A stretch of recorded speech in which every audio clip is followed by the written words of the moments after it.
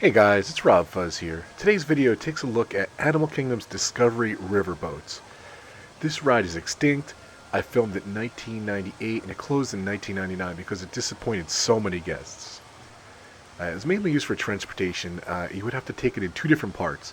This video shows both parts. Hope you enjoyed my retro videos. Please do me a favor. Make sure to subscribe to my channel by hitting that red button below the video and also turning on notifications by hitting that bell to be notified every time I post a video or if I do a live stream. Also, please do me a favor, hit that like button and leave a comment below to help me out. Please don't forget to follow me on social media on Twitter, Instagram, on Facebook at RobFuzz. Let's do this, gang.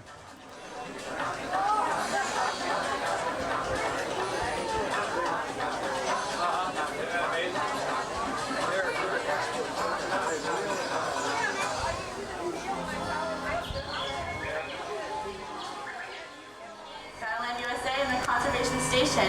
We have over 1,000 animals here representing some 200 different species, many rare and endangered. Over on our left here, this is the ancient Asian village of Anandapur. When Asia opens, you guys will be able to go see this land and visit the Maharaja Jungle Trek, which will feature animals such as tigers, Komodo dragons, and giant fruit bats. Hey Kaylee, you know what I heard about the giant fruit bat? Uh-oh, what? I heard it had a 6-foot wingspan. That is one big bat. That's a good thing it's called the giant fruit bat. But we're okay, they only eat fruit, so. Okay, that's good. You're not going to bring one of them on here, are you?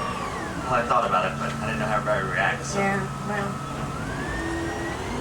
The Asian villages have shared their land for over 1,000 years with forest animals. Hey, George, did you bring a forest animal with you though? You know, like I said, I didn't bring the giant fruit bat. They wouldn't let me bring the tiger on board, I don't understand. But I did bring something you might find a little bit scary. I brought a scorpion. What I'm going to do is head up to the front of the boat and let everybody get a good look. I know, when I say scorpion, you're thinking of a creepy animal. We often associate scorpions with being poisonous or dangerous. But the truth of the matter is, there's over 1,000 species of scorpion and very few are harmful to man. Now, if you notice back there in the tail, that little stinger, you can use that stinger if he does feel threatened. But when it comes to man, he'd just as soon leave us alone. Now, if he did use it on you, it'd feel something like a bee sting. He's not aggressive at all, unless, of course, you're a bug, because he does eat insects. Now, if you're a bug, you might want to avoid this guy. Does anybody have any idea where a big scorpion like this might come from? South America? You can find them in Hawaii. Hawaii has scorpions, you're right. We have several species here in Florida. Yeah, there is some. This is the emperor scorpion. And the emperor scorpion is the largest member of the scorpion family. That's how he gets his name. And he actually makes his home in the rainforest of Western Africa. So he is the biggest one. Now they do get quite a bit larger than this. Like I said, they do live in the rainforest, so what they'll do is burrow down into the forest floor and just sit there waiting for that smorgasbord of insects to go walking by, and then they kind of pounce on them with those claw-like appendages in the front there. They're very interesting. The female of the species is a very resourceful mom. She'll give birth to live young, sometimes as many as 35. Once she has those babies, they climb up onto her back and she carries them around on her back for the first 3 weeks of their life. So quite a job for mom there in the beginning. Now this is an arachnid. Does anybody know of any other arachnids? Spider. Spiders, that's right. Now they do share some common characteristics. 8 legs. They both have 8 legs, unlike insects who only have 6. And they have a hard outer body coating called an exoskeleton. You can see it quite well on this scorpion. Now that exoskeleton, when you combine it with that stinger in the tail there, it makes this one of the most successful predators in the animal kingdom.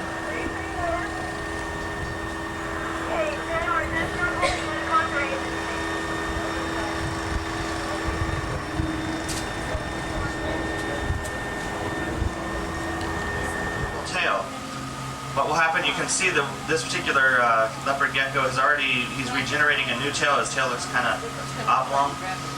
So what happens, if a predator attacks him, that tail will detach and wiggle around, and then he can run off in the other direction.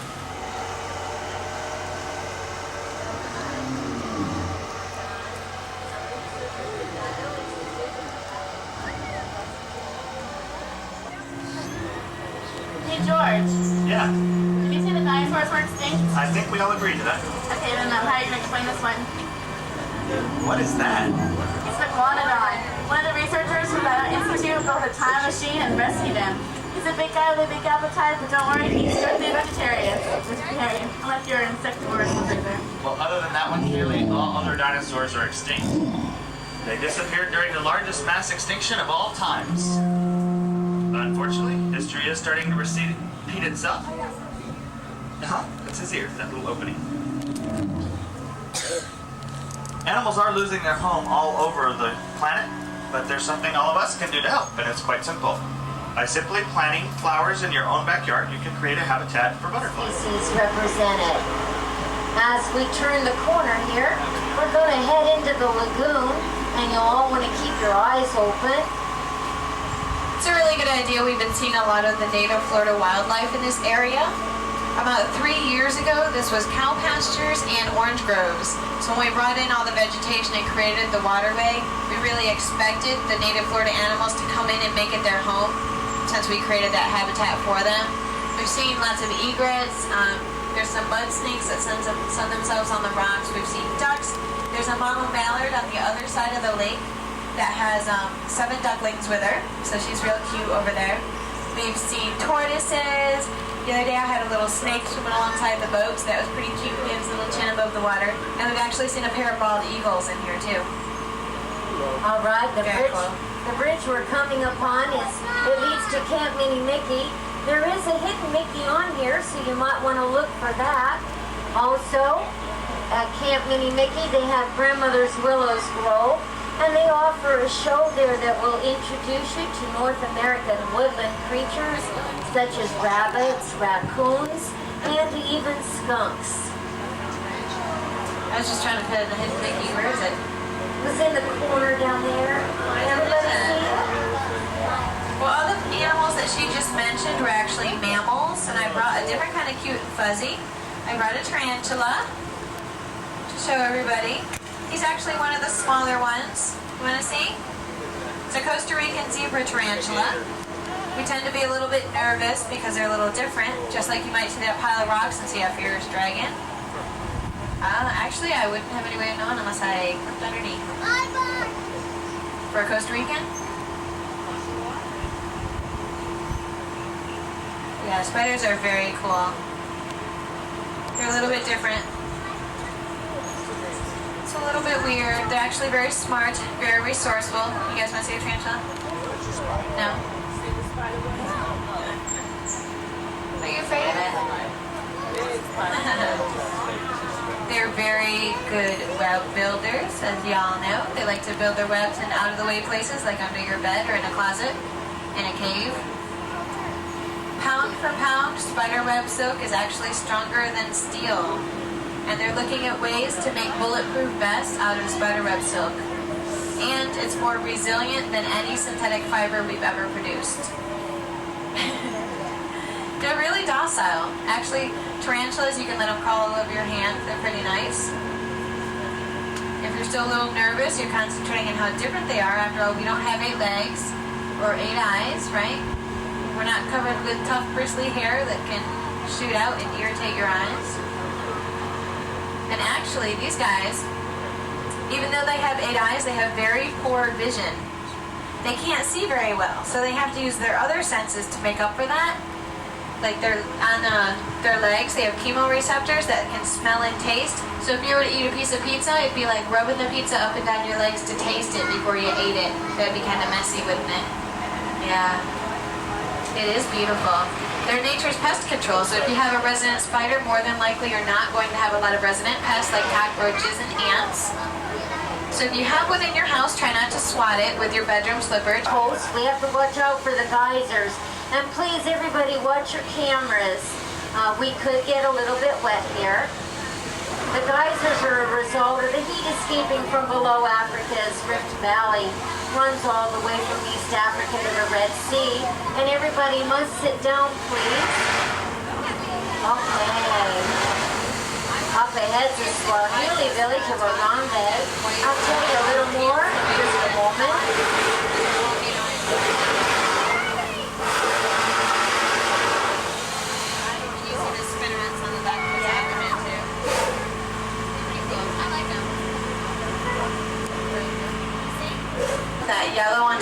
bill actually kind of looks like a saddle. The orange on the side of it is kind of like stirrups. He's actually one of the tallest storks found in Africa. And you can get a real good look at him if you go see the Tree of Life Gardens. There's like a walkway, and it looks like he's sitting down right now. When you look at him, it actually, like, you look at, and it looks like his knees, you can see a joint there. Those are actually his ankles. So when he sits, it looks like from here down is bending out in front of him. He's kind of hiding back in the bushes right now in the shade, I think. He was up moving earlier. Sometimes you see him pop up with a frog in his mouth or something. Right under here, underneath this tree, you can see a European white stork. There's actually 2 of them in there. The other one, I think, is right down here in the grasses. Those make a migration of over 3,000 miles every year from Central Europe to Africa. And they love people, and they like to nest in chimneys. So this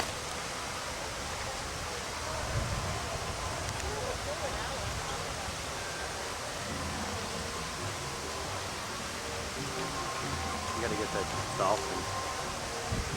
Where's the dolphin? Upper left. Oh, I see it.